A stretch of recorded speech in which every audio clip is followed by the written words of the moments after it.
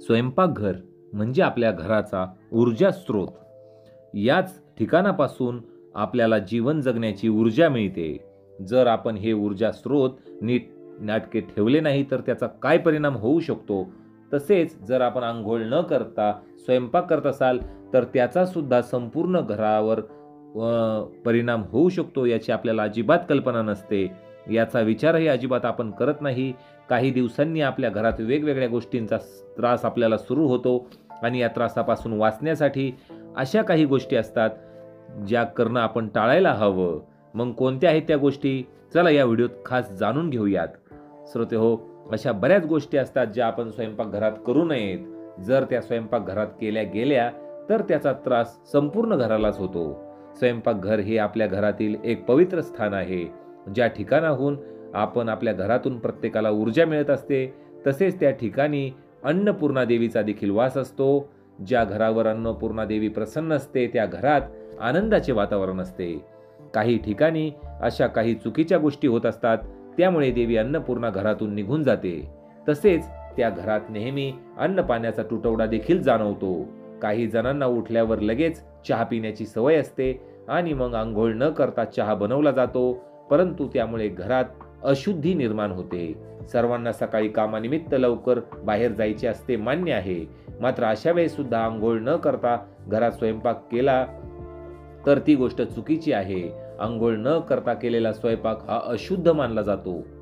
आणि श्रोते हो, आपल्याला सगळ्यांना हे माहितीच आहे की ज्या प्रकारचे अन्न आपण ग्रहण करतो तसेच आपले विचार होतात आणि आपल्याकडून तशीच कृती सुद्धा होत राहते.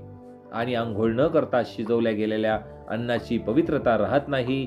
ते अन्न अशुद्ध बनते आणि तेच अन्न आपण ग्रहण करतो. त्यानंतर आपल्या मनात सुद्धा अशुद्धी निर्माण होते आणि या सर्व गोष्टींमुळे आपण घरात दारिद्र्य आणि आजारपणाला आमंत्रण देतो.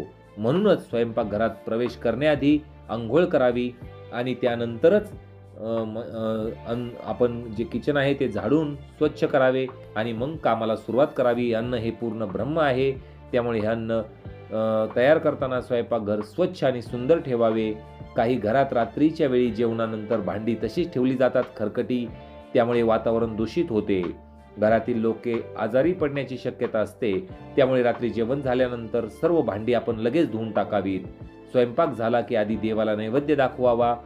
स्वयंपाक झाल्यावर आपण देवाला नैवेद्य दाखवावा. यासाठी आपल्याला स्वयंपाक हा आंघोळ करूनच करायला हवा.